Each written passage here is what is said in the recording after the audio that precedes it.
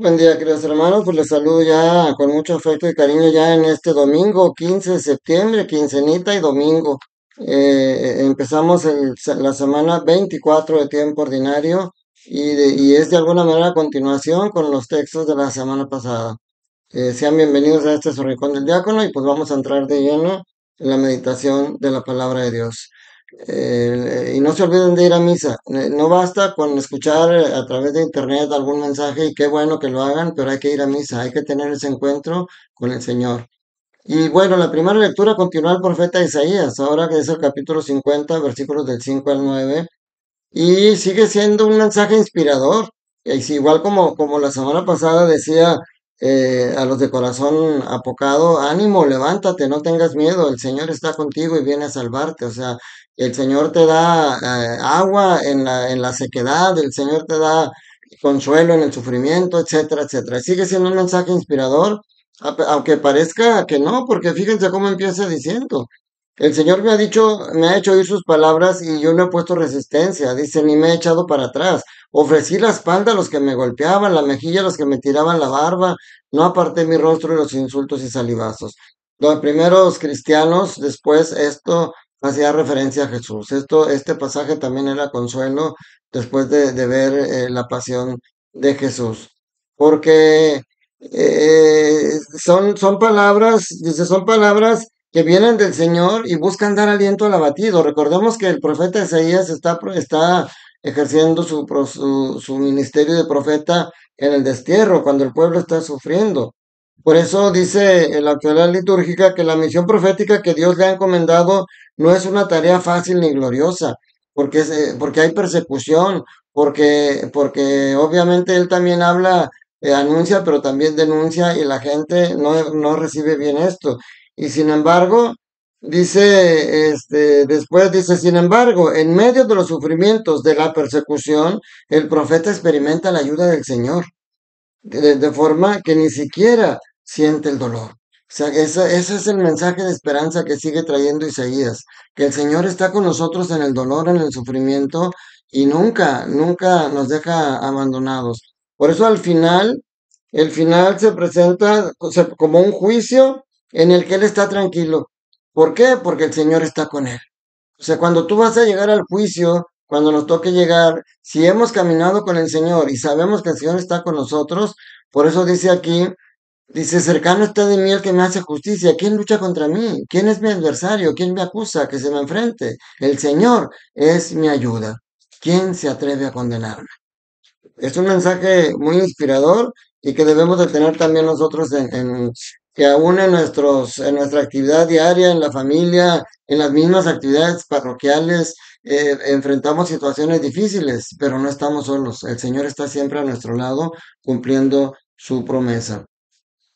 Y el apóstol Santiago también continúa aquí en esta, ah, en esta segunda lectura. Hoy es el apóstol Santiago, capítulo 2 versículos del 14 al 18. Y es un mensaje de esperanza porque nos sigue hablando de la fe y de las obras. Hemos dicho otras veces cómo parece que lo que dice San Pablo en Gálatas y Romanos, donde da primacía a la fe sobre las obras, donde dice que el cumplimiento de la ley por sí mismo no le va a dar la salvación, que es solamente por la fe para que nadie se gloríe. Y Santiago empieza diciendo, ¿de qué le sirve a uno decir que tiene fe si no lo demuestra con obras? ¿Acaso podrá salvarlo esa fe? Tal parecería que hay una confrontación, pues Santiago es el anverso de la moneda de Pablo, y parece que habría una confrontación entre lo que dice uno y el otro. Pablo confronta el poder salvador de las obras y lo declara como solamente la fe es la única que puede llevar a a la salvación. Y Santiago no necesariamente está diciendo que esté equivocado Pablo, no, y nosotros ahora lo vemos, no es que sea una confrontación entre ambos, porque si lo decía es el anverso de la misma moneda, pues es porque las dos van a donde mismo. Dice, y Santiago, igual que la vez pasada que ponía un ejemplo muy claro donde veíamos el favoritismo que él recriminaba, hoy también dice, ¿de qué le sirve que un hermano que tenga mucha fe? Dice, si ve a un hermano o a una hermana que parece de ropa y de alimento necesario para el día y le dice que te vaya bien, abrígate y come, pero no le da lo necesario para el cuerpo. ¿De qué le sirve que le digan eso? ¿Acaso así pasa con la fe? Si no se traduce en obras, está completamente muerta. Porque al final de cuentas, lo que San Pablo y lo que Santiago han proclamado es el amor que Dios siempre, que Jesús.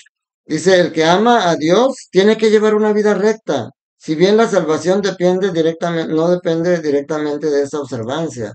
San Pablo también así lo veía, por eso criticaba y perseguía a los cristianos porque no cumplían la ley.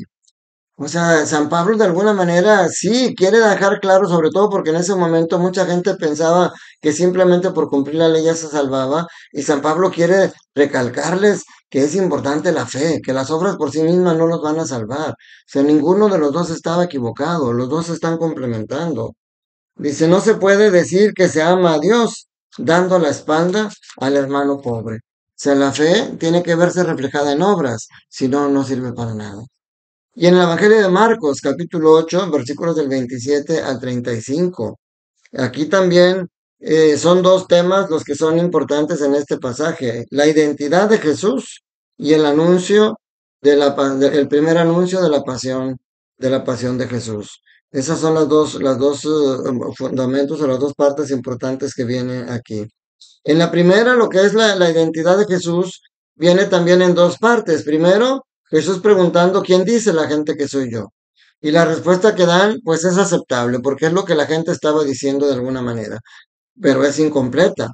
Y entonces Jesús ahora hace la pregunta directamente, ¿ustedes quién dicen que soy yo? Y aquí viene la respuesta inmediata de Pedro, tú eres el Mesías. Y les ordenó que no se lo dijeran a nadie. Pedro responde aparentemente bien. Dice, pero cuando Jesús anuncia, su primer anuncio de la pasión, muerte y resurrección, ahí Pedro se equivoca. Porque en primer lugar, toma a Jesús y lo aparta de los demás discípulos. Esto es un error.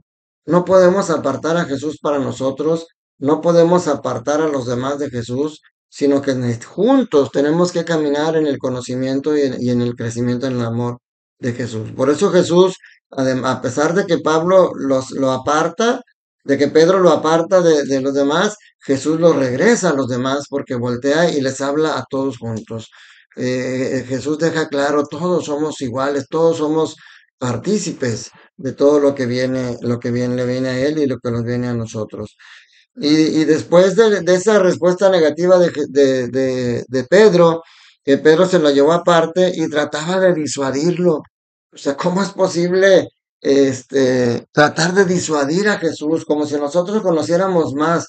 Es como cuando nosotros le pedimos a Jesús que nos ayude y le decimos cómo queremos que nos ayude. O sea, tenemos que dejarlo que él obre, que él actúe. Él conoce mejor que nadie nuestra naturaleza y nuestra necesidad, y él sabe de qué manera podemos recibir la ayuda de parte de él. Y entonces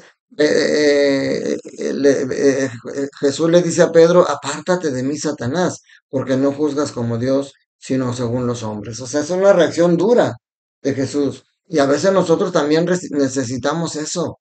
Necesitamos una sacudida de parte de Jesús para poder ubicarnos. Y esa sacudida a veces es esa tribulación por la que tenemos que pasar, esa enfermedad, ese desempleo, esa situación dura por las que tenemos y que la vida nos enfrenta y que a veces decimos, ¿por qué me tocó vivir esto? Y sin embargo, decía el padre Juanjo, el padre Juan José Martínez Segovia en su homilía del domingo pasado, decía, ¿por qué cuando te pasa algo bueno, no dices por qué? ¿Por qué en la mañana que amanece no dices, ay Señor, ¿por qué sigo vivo yo si ya se murieron otros?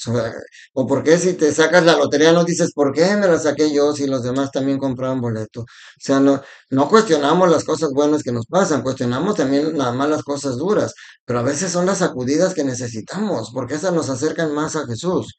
Y tenemos que pensar según Dios, no según los hombres. Entonces, y finalmente, termina Jesús hablando de las condiciones del discipulado, que ya lo hemos dicho, no es fácil. Ciertamente veíamos nosotros ahorita en la primera lectura cómo los profetas son golpeados, perseguidos y hasta matados. A nosotros no nos pasa eso, pero somos ignorados. Por eso el mundo está como está. Mucha gente incluso escucha estos videos de los sacerdotes, de diáconos, de predicadores, y sin embargo en su vida siguen siendo igual. Porque si nosotros como católicos lo hemos dicho, vamos al templo y vamos a cumplir con un rito y salimos y seguimos siendo las mismas personas, y ese es un grave error. Nosotros pues, tenemos que saber que el camino de Jesús implica pasar por terrenos difíciles.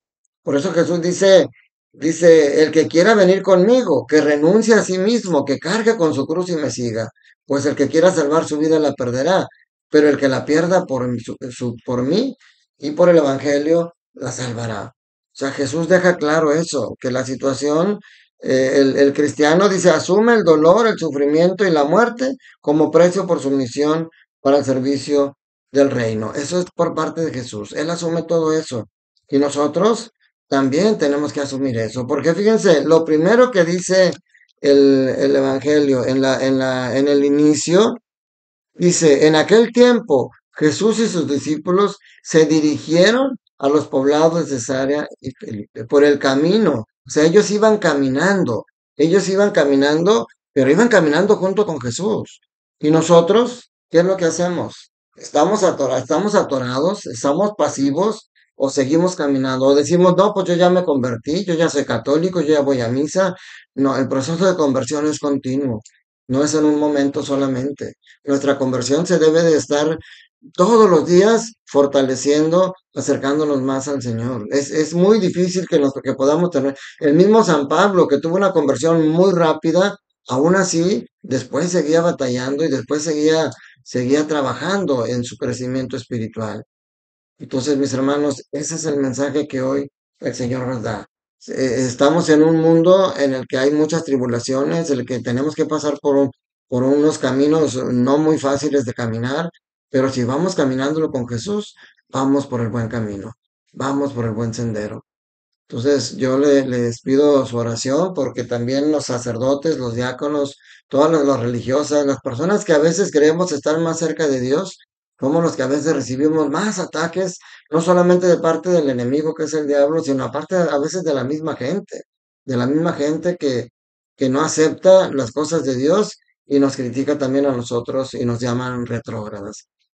Caminemos juntos, mis hermanos. Tenemos que vivir en el amor tanto en la casa, en el trabajo, en todos lados. El amor no es algo para vivir solamente en el templo, el amor es algo para vivirlo en tu corazón y que se vea reflejado en tu grupo parroquial, en tu trabajo, en tu familia, con tu madre, con tus hermanos, con tu esposa, con tus hijos. Ahí es donde se debe ver, porque dice San Pablo, así como dice él, que de nada sirve que digamos que tenemos fe si no tenemos obras, pues lo mismo de nada sirve que digamos que amamos si ese amor no se ve reflejado, si ese amor no se ve reflejado en un verdadero hogar, donde hay paz, donde hay amor, donde hay tranquilidad y sobre todo donde está Jesús presente en nuestro hogar.